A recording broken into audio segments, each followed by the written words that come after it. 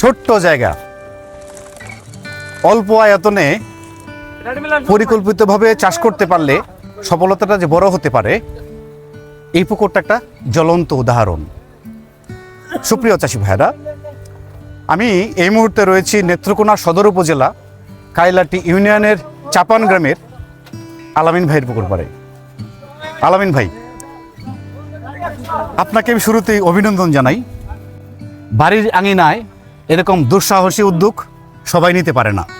আপনার কাছে প্রথমে জানতে চাইব, এই যে আপনি বাড়ির আঙিনায় উচ্চ ঘনত্বে গোলসা চাষে যুক্ত হয়েছেন, অনুপ্রেরণাটা কোথায় আপনি পেয়েছেন? এই যে আমাদের এলাকায় অনেক মাছ চাষে আছে, এই বিধে আমি এই চাষ দেখে নিলাম আর কি। বুঝতে পারছি। আপনাকে মূলত সাহায্য করেছে কি? এই সুজন মামা আছে, আলী ভাই আছে, তারা কি পুরাতন চাষী? তারা পুরাতন চাষী। এই আলী ভাই, সুপ্রিয় চাষী ভাইরা, আলী ভাইকে আপনারা অবশ্যই চিনেন। আলী ভাই ইতিমধ্যে বহু প্রতিবেদন আপনারা দেখেছেন। উনি কিন্তু উচ্চ ঘনত্ব গোলসা এবং পাবদা চাষী। তো আলী ভাই আপনাকে সহযোগিতা করেছে এবং সুজন ভাই আপনাকে সহযোগিতা করেছে এই আপনি চাষে যুক্ত হওয়া। জি। এখন কথা হচ্ছে, এই যে আপনি বাড়ির আঙিনায় পুকুরটা বেছে নিয়েছেন, মূলত বাড়ির আঙিনায় চাষটা যাওয়ার কারণটা একটু বলবেন? বাড়ির আঙ্গিনা থাকা বিশেষ কথা হলো এটা অক্সিজেনের ঘাটতি হয়। এই বিধে আমার বাড়ির আশেপাশে রাখা দেখশন করা যাই বিধায় নিরাপত্তাটা বিষয়ের দিকে বাড়ির আশেপাশে রাখলাম আর কি। আপনার এই পুকুরটা মোট আয়তনটা কতটুকু? আয়তনটা হলো 40 শতক। বাহির নিয়ে 40? বাহির নিয়ে 40। ভিতরে কতটুকু হইতে পারে? ভিতরে 30 হইতে পারে। 30। গভীরতা কতটুকু আছে পুকুরটার? 8 ফিট। 8 ফিট। 8 ফিট গভীরতা হলে আপনার, এটা তো আপনি পোনা দিয়ে চাষে গিয়েছিলেন নাকি? জি জি। কত হাজার পোনা দিয়েছিলেন? 90,000। 90,000। বর্তমানে মাছটা বয়স কত মাস? 8 মাস। 8 মাস। 90,000 মাছ দিয়েছিলেন, 8 মাস বয়স। খাবার গেছে কত টন মন আপনার? 5 টন। 5 টন মানে 125 মন। 125 মন। আপনার এই খাবারটা কি ছিল? চিপি। কয়টায় কেজি কি দর বিক্রি করেছেন? 35 টাকা দিয়ে 21,600 টাকা বিক্রি করেছিল। 35 টাকা কেজি 21,600। মাছটা কিনেছে কোন ব্যাপারী? মুক্তার ব্যাপারী। মুক্তার ব্যাপারী। জি। মাছটাকে গ্রেড করা হয়েছে? গ্রেড করা হয়েছে। কয়টা হয়েছে? 37টা।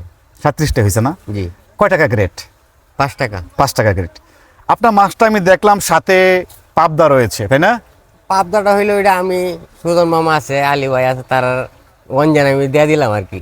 মানে পাবদাটাকে আপনি ভুলবশত দিয়ে দিলাম আর কি। কত হাজার পাবদা দিয়েছিলেন? 20,000।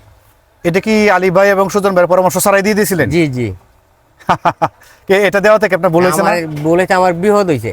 বিপদ হয়েছে আরো? হ্যাঁ, 15-20 জন লোক লাগছে আমার।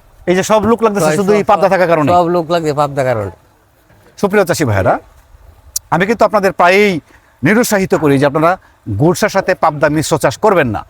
কারণ গুলশাটা দেখতে যে রং, পাবদাটার রং সেম। গুলশাটা যেমন সাইজ, পাবদাটা প্রায় কাছাকাছি সাইজ। তো এক্ষেত্রে দেখা যায় মাছটা বাছাই করতে অসুবিধা হয়। দুইটা মাছকে যেহেতু জীবিত বিক্রি করলে টাকা বেশি পাওয়া যায়, তখন আপনি যখন বাছাই করতে যাবেন তখন আর জেতা বিক্রি করার সুযোগটা থাকে না। এখন দেখেন, আপনার এই যে 20,000 পাবদার জন্য কিন্তু আপনার প্রায় 10-12 জন লোক বেশি লাগছে আপনার আজকে, এবং প্যারাশানি হচ্ছে অনেক এই বাছাই করতে গিয়ে। এতে কিন্তু এই সমস্যাটা কিন্তু আপনার শেষ পর্যন্ত থাকবে, বিক্রি শেষ পর্যন্ত থাকবে, তাই না? এই ভুলটা আর করা যাবে না। আপনি কি পরবর্তীতে আবার এই ভুলটা করবেন? না না, আর ভুল করব না। তো এই ভুলটা করা যাবে না। প্রিয় চাষী ভাইরা, আপনারা পাবদা এবং গুলশা একত্রে মিশ্র চাষ কেউ করবেন না। কারণ দুইটাই যেহেতু অক্সিজেন বেশি লাগে, এটা আপনার আলাদা আলাদা চাষ করলে এটা থেকে আপনি প্রফিট বেশি পাবেন। আলামিন ভাই, উচ্চ ঘনত্ব গুলশা চাষটা তো মূলত একটু ঝুঁকি, তাই না? ঝুঁকি। আপনি যে এই যে চাষটা করলেন, এটা করতে গিয়ে কোনো দ্বিধা বা আপনার কি কোনো ভয়ে কাজ করেছে? ভয় আমার বিশাল ভয় হয়েছে। ভয় হয়েছে না? ছোট জায়গা করাতে ভয় হয়েছে। ছোট জায়গাটা তো ছোট। অক্সিজেনের ঘাটতি হইতো কেমন? বিশাল ঘাটতি হইতো। এলাটরে আমার চেক দিয়েছে, সারাদিন সারা রাত্রে চালানি লাগবে। এরাটোকে দিনও চালাইতে হইছে? দিনেও চালাইতে হইছে। আপনার পুকুরে আয়তনটা অনুযায়ী তো এরাটোটা পার ক্ষতি হইছে আপনার? পার ক্ষতি হইছে, পার তো সব ভাঙে গেছে। সব ভাঙে গেছে। পুকুরে মেরামত না করে চাষে যাওয়া যাবে না? না না, আরেকবার পার বাইন্ধে আর চাষে যাওয়া লাগবে। বুঝতে পেরেছি। এখন কথা হচ্ছে, এই যে আপনি চাষটা করলেন, যদি আলী ভাই বা সুজন ভাই দুইজন অভিজ্ঞ চাষী আপনার পাশে না থাকতো, তাহলে কি আপনি চাষটা করতে পারতেন? কষ্ট হইতো আমার।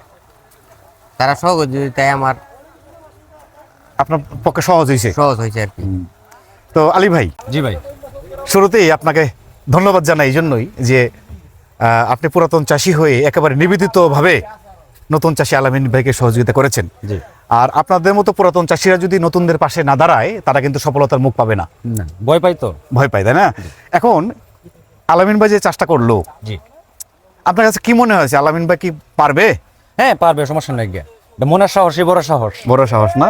তো এখন কথা হচ্ছে যে আলামিন ভাইকে আপনি যে উৎসাহিত করেছেন, পরামর্শ দিয়েছেন, জি। কি বুঝলেন যে এই ছোট্ট পুকুরে যে আপনি চাষটা করালেন, এটা প্রতিবন্ধকতা কেমন হয়েছিল বলবেন? এটা তো খুব রিস্ক হয়েছিল ভাই, খুব কঠিন হয়েছে।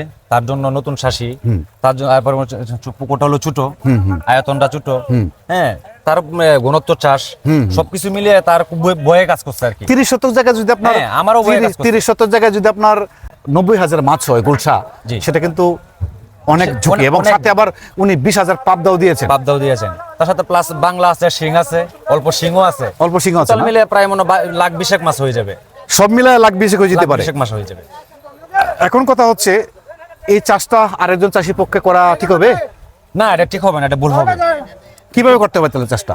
প্ল্যানটা কি করতে হবে? প্ল্যানটা করতে হবে হচ্ছে পুকুরটা আয়তনটা একটু বড় নিতে হবে। মিনিমাম মিনিমাম আপনার 5-6 কাঠা, শতক, কত শতক? আপনার 60 থেকে 70 শতক, রাইট। গভীরতা কেমন হতে হবে? গভীরতা 8 থেকে 9 ফিট, আলামিন ভাইয়ের পুকুরের মাটিটা কি মাটি? এটা বেলে মাটি। বেলে মাটি। জি, জি। বেলে মাটি পুকুরে আপনার চাষটা কি ভালো হয় গুলশা?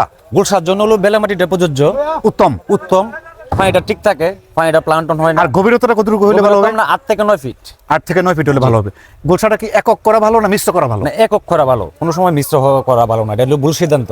ভুল সিদ্ধান্ত না? ভুল সিদ্ধান্ত। উনি তো বললো 5 টন খাবার গেছে ওনার, 125 মন খাবার গেছে ওনার। 125 মন খাবার খাওয়ানোর পরে কি পুকুরে আপনার কি পরিমাণ গুলশা হইতে পারে? আমরা তো 60 মন প্লাস হওয়ার আশাবাদী আর কি। 60 মনের উপরে হইতে পারে 60 গুলশা। মনের উপরে গুলশা হবে। আর পাবদা? পাবদা 15 থেকে 20 মন। 15 থেকে 20 মন হইতে পারে। 15 থেকে 20 মন। পাবদাটা কয়টা কেজি হয়েছে? পাবদাটা হলো 30টা কেজি হয়েছে। 30টা কেজি হয়েছে। আর গুলশাটা? গুলশাটা হলো আপনার 35টায় বিক্রি করছিলাম, এখন 37টা হয়েছে গ্রেডে। যেহেতু 125 মন খাবার গেছে, জি, যদি আপনার 60 মন গুলশা হয়ে যায় জি, তাহলে তো ভালো একটা প্রফিট আসতে পারে, ভালো প্রফিট আসবে। তাই না? জি। অর্ধেক আসতে পারে কি লাভ? 50-50 আসবে। আশা কথা কি? আশাবাদী। খরচটা কি আপনি জানেন কত টাকা খরচ হয়েছে? খরচটা টোটাল হিসাব করি নাই, হিসাবটা বাকি রয়েছে আর কি, বিক্রি পরে করবো আর কি। বিক্রি করে করবেন, তাহলে আমরা শেষ প্রতিবেদনে আমরা জানতে পারবো শেষ টোটাল প্রতিবেদনে খরচটা জানতে কত পারবো। হয়েছে। হ্যাঁ। আলামিন ভাই, আপনি কিন্তু শেষ প্রতিবেদনে অবশ্যই আমাদেরকে হিসাবটা জানাবেন যে আপনার জি, জি। খরচটা শেষ পর্যন্ত কত ছিল। ইনশাআল্লাহ। ঠিক আছে? জানাবো। এখন আলী ভাই বলছে যে আপনার এখানে অর্ধেক লাভ হতে পারে, একটা আইডিয়া করছেন উনি। এই অর্ধেক লাভ যদি হয়ে যায় আপনার, তাহলে আপনার যে শুকরিয়া শুক্রিয়া। শুকরিয়া লাভ যতই হোক না হোক, শুকরিয়া আছে। আমি যে মাছটা বেচতে পারলাম ভালোভাবে অল্প জায়গায়, এতে আমি শুকরিয়া। দারুণ দারুণ সুন্দর একটা কথা বলেছেন আপনি, যে আপনাদের মাছটা আপনি সুস্থভাবে এই পর্যন্ত আনতে পারছেন, এটি আল্লাহর কাছে শুক্রিয়া। শুকরিয়া শুকরিয়া।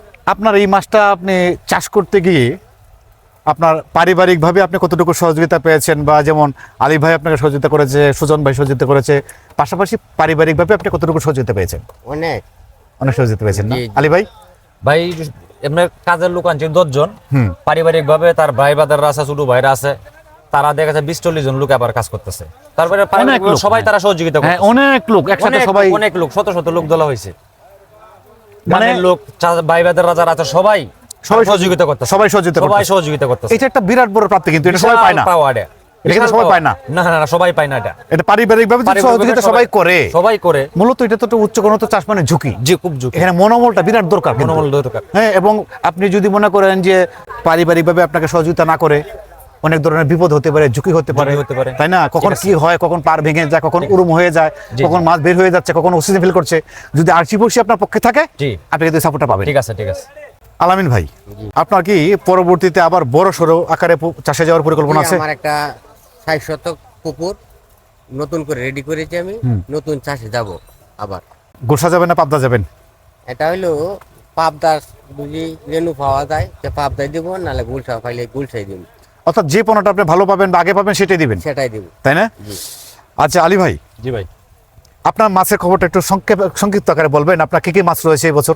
আমার সব আইটেমের মাছ আছে, পাবদা, গুলশা, শিং, ক্যাটফিশ জাতীয় মধ্যে সব আইটেমের সবগুলোই আছে আপনার? সবগুলোই আছে। সবার আগে কোনটা বিক্রি করবে, পাবদা না গুলশা? সবার আগে শিং বিক্রি করব, এরপরে হলো গুলশা। শিংটা যেটা বিক্রি করবেন এটা কত শতকে কত টন গেছে একবার?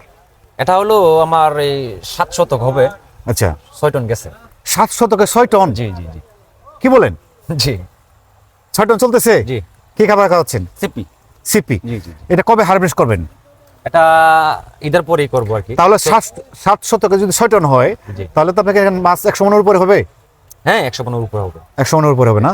তাহলে আপনার এই বছর শিং কি পরিমাণে রয়েছে? শিং আছে আপনার 15-20 লাখের মতন হবে। 20 লাখ। পাবদা? পাবদা আছে কম, পাবদা বেশি না, 1 লাখ। গুলশা কিরকম?